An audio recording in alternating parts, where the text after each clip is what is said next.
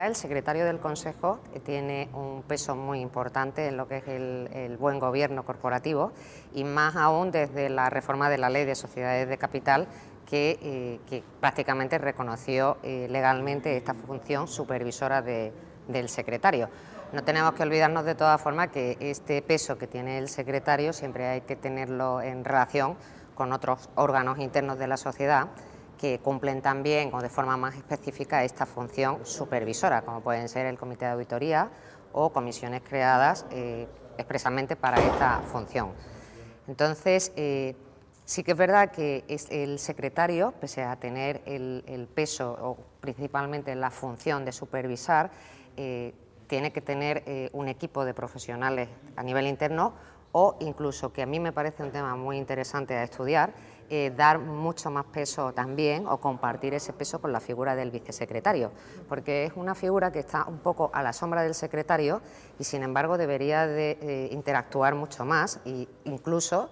ser secretario de comisiones o de alguna forma ser más partícipe de la función del secretario. Las empresas españolas, cuando empiezan a extenderse fuera de España, yo diferenciaría, por un lado, cuando tú tienes participación en una sociedad cotizada o en una sociedad que tiene una actividad regulada fuera de España, de las filiales simplemente que actúan en un mercado más ordinario, porque si bien en el primer caso ellos tienen que tener implantados sus propios sistemas de control de gestión de riesgo, en el resto de las sociedades filiales puedes implantar directamente tu modelo español. Lo que sí es cierto es que incluso en el caso de sociedades cotizadas fuera de España tú tienes que tener una coordinación, unos flujos de información, porque no nos olvidemos que al final tú tienes la participación pero estás en España. O sea, tienes que intentar buscar una coordinación entre las divisiones que llevan gestión de riesgo en la sociedad española con las divisiones que llevan gestión de riesgo en las filiales cotizadas fuera de España. El tema de riesgos, que además cada vez son más complejos porque los riesgos no solamente son aquellos riesgos inherentes al negocio, sino también aquellos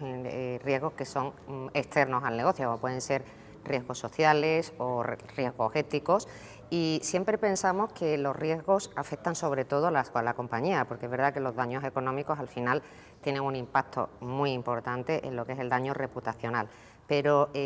no nos olvidemos que ese tipo de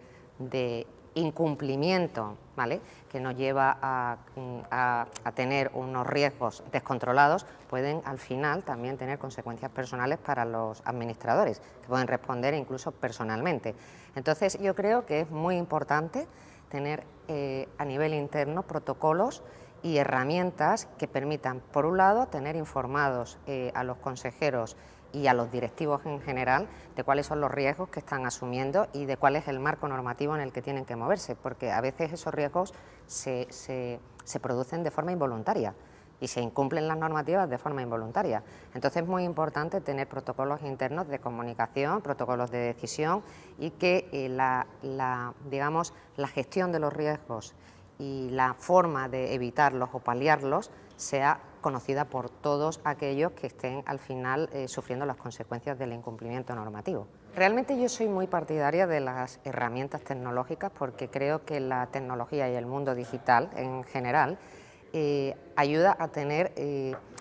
todo lo que es el tratamiento de datos y la información de una forma muchísimo más fiable. Entonces, lo cierto es que no es algo muy común todavía, porque también es cierto que hay empresas que por el tamaño pues consideran que tampoco necesitan una herramienta o un método digital importante, pero yo creo que al final eso te hace ahorrar tiempo, ahorrar costes, los recursos están mucho mejor gestionados y lo más importante es que la información que tú obtienes de esas herramientas al final son fiables y es lo más importante cuando tú trasladas esa información al órgano de administración. O sea que para mí es fundamental.